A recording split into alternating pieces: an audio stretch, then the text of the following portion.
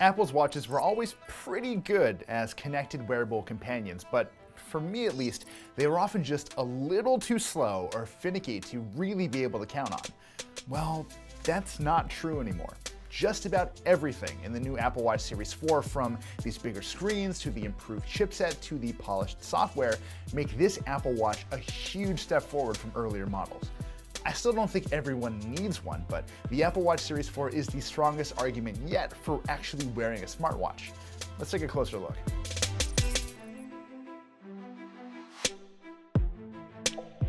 We can't talk about the Series 4 without talking about the Apple Watch's new design. Apple bumped these bodies up to 40 and 44 millimeters, up from the classic 38 and 42. Now, these watches are obviously going to take up a little more room on your wrist as a result, but I think the change is well worth it for these bigger screens. They stretch almost edge to edge, giving workouts and watch apps just a lot more room to breathe. I've been testing the larger 44 millimeter model, and I love this screen, but even the smaller version is a big improvement. I mean, the screen on this year's small Apple Watch is bigger than the screen on last year's big Apple Watch. As a result, icons are easier to tap, and in general, the Series 4 is just much nicer to read, even at a glance.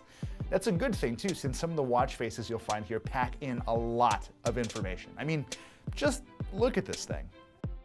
There are 8 complications on this face, but it's still pretty easy to figure out exactly what's going on. If that's a little too much information, there are some gorgeous new watch faces that really don't do much more than tell you the time. And since Apple flattened out the watch's design a bit to accommodate these bigger screens, they actually feel a little more comfortable when you're wearing them for long periods of time.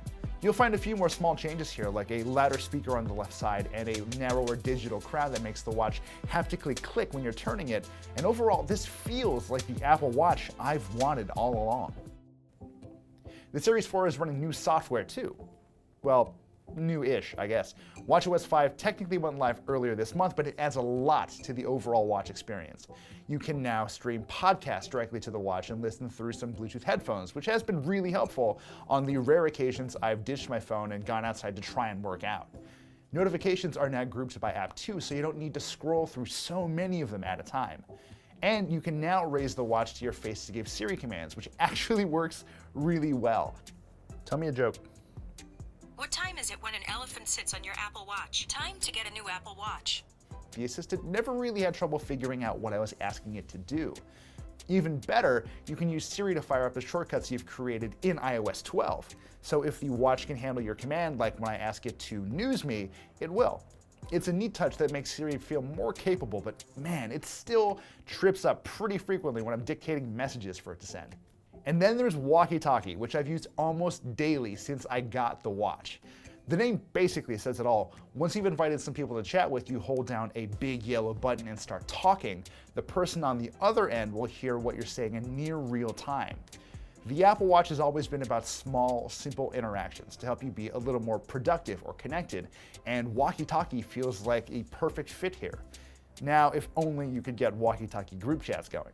Of course, none of these features would work as well as they do without the right amount of horsepower. That's where the Series 4's new S4 system in package comes in. This year, Apple went with a 64-bit dual-core processor, and to my utter surprise, the Series 4 runs more smoothly than just about any smartwatch I've tested this year. In earlier models, you'd occasionally run into lag when jumping into different apps or switching between different parts of the watch's interface. That's almost all gone now. Watch apps launch and resume almost instantaneously, and overall, the watch feels as fast as it needed to be this whole time. Hell, if you wanted to, you could even pretty easily multitask on this thing. I am definitely not suggesting that you spend your whole day responding to messages and triaging emails from your wrist, but you can, and mostly without missing a beat. Even if you did that though, you wouldn't have to worry about battery life too much.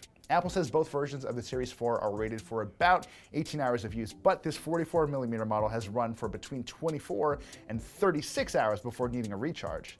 Obviously, that's going to change depending on what you actually use the watch for, but even after full days of pretty consistent tapping and prodding, I could still go to bed knowing that the Series 4 would wake me up the following morning.